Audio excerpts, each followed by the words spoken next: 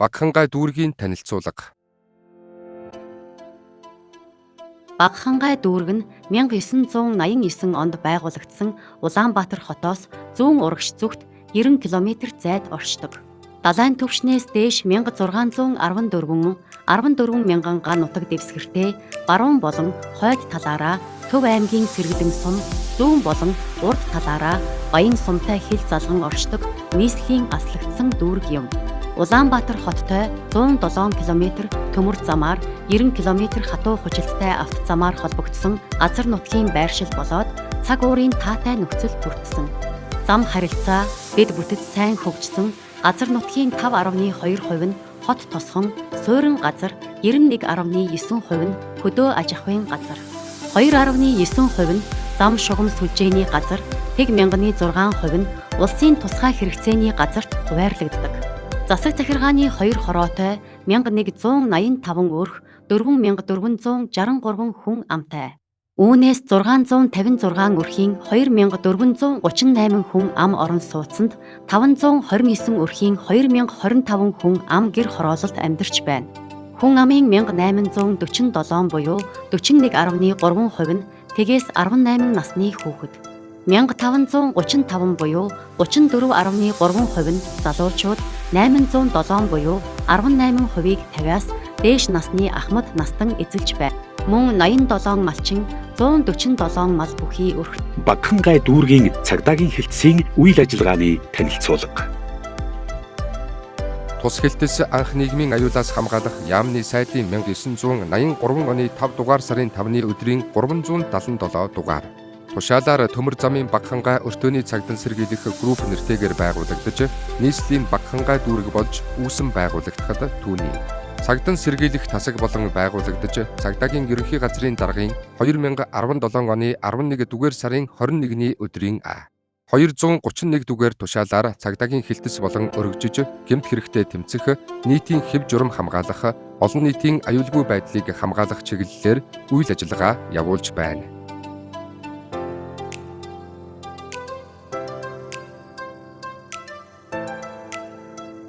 Гэмт хэрэг зөрчлийн нөхцөл байдал. 2025 оны 4 дугаар сарын байдлаар нийт хүлээж авсан дуудлага мэдээлэл 155 бүртгэгдсэн нь өмнөх оны мөн үетэй харьцуулахад 18 нэгжээр 11.6% буурсан. Гэмт хэргийн шинжтэй гомдол мэдээлэл 28 бүртгэгдсэн нь өмнөх оны мөн үетэй харьцуулахад 11 нэгжээр 39.2% буурсан. Зөрчлийн шинжтэй гомдол мэдээлэл 119 бүртгэгдсэн нь өмнөх оны мөн үетэй харьцуулахад 3 нэгжээр 2.5% буурсан. Гэр бүлийн хүчирхийллийн шинжтэй гомдол мэдээлэл 8 гомдол мэдээлэл бүртгэгдсэн нь өмнөх оны мөн үетэй харьцуулахад өсөлт бууралтгүй. 4 дугаар сарын байдлаар 9 гэмт хэрэг бүртгэгдсэн нь өмнөх оны мөн үетэй харьцуулахад 1 нэгжээр 10% буурсан үзүүлэлттэй байна. Гэмт хэргийн илрүүлэлт 75% байна. 5575 жолоочийг 181 сая 785 мянга төгрөгөөр бэлэн бусаар торгуулийн арга хэмжээ авсан байна.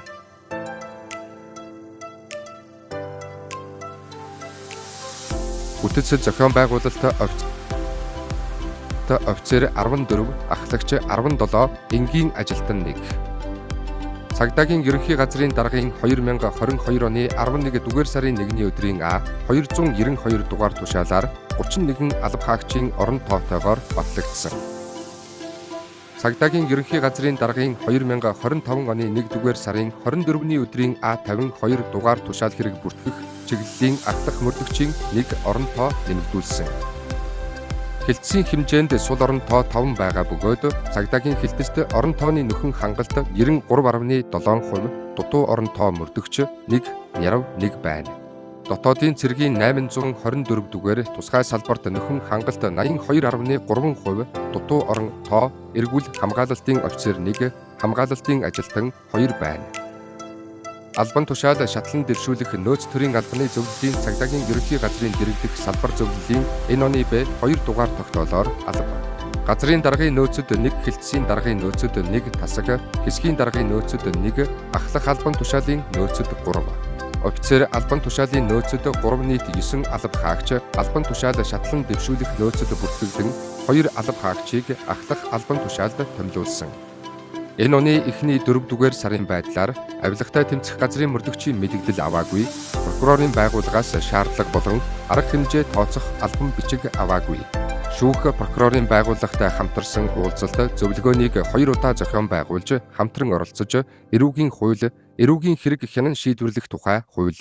Хуулийн нэмэлт өөрчлөлтийг үйл ажиллагаанд нэг мөр хэрэгжүүлэх, хэрэг хянан шийдвэрлэх ажиллагааны оролцогчдын хууль ёсны ашиг сонирхлыг хамгаалж, зөрчигдсөн эрхийг түргэн шуурхай сэргээх, прокурорын хяналтын чанар үр дүнг сайжруулах, мөрдөгчийн мөрдөн шалгах ажиллагааг идэвхжүүлэн ажиллаж байна. 2025 оны 4-р сарын байдлаар засгийн газрын 11 тусгай дугаарын утсанд алба хаагч, ажилтнтай холбоотой иргэд болон хуулийн этгээдээс гомдол, нэг талархал, нэг бүртгэгдсэн. Талархлыг цагдаагийн хэлтсийн мэдээллийн цаг арга хэмжээний үеэр нийт алба хаагчдад танилцуулж баяр хүргэсэн. Гомдлын дагуу албаны шалгалт зохион байгуулж, алба хаагчийн буруутай үйлдэл тогтоогдоогүй талаар танилцуулгыг 2025 оны 4-р 17-ны өдрийн 934-ний 30 дугаартай албан бичгээр хүргүүлсэн. –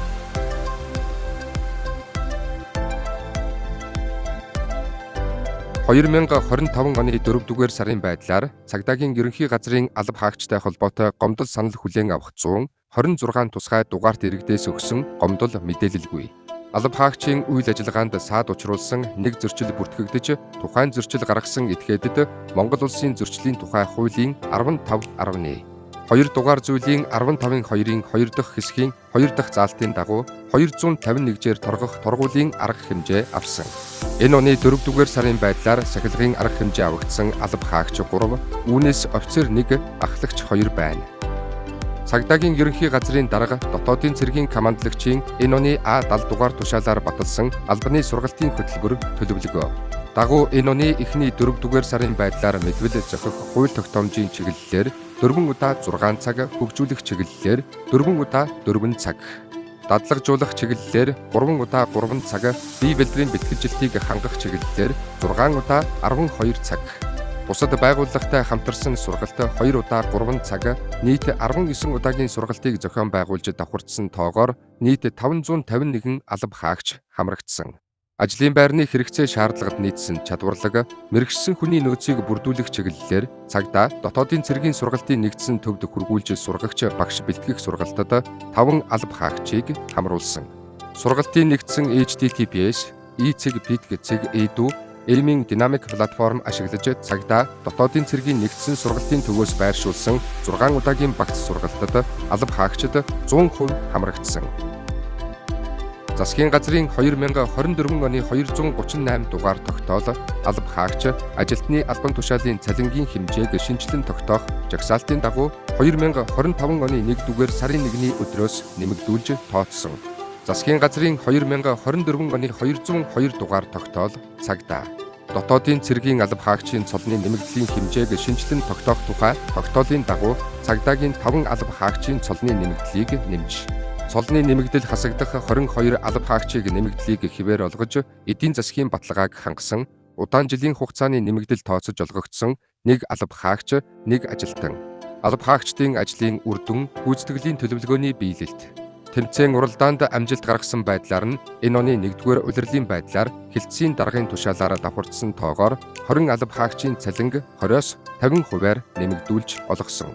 Ажлын байрны тодорхойлолтод заасан зорилттой хангалттай биелүүлээгүй 2 алба хаагчийн сарын үндсэн цалинг 20%-аар хасаж олгосон.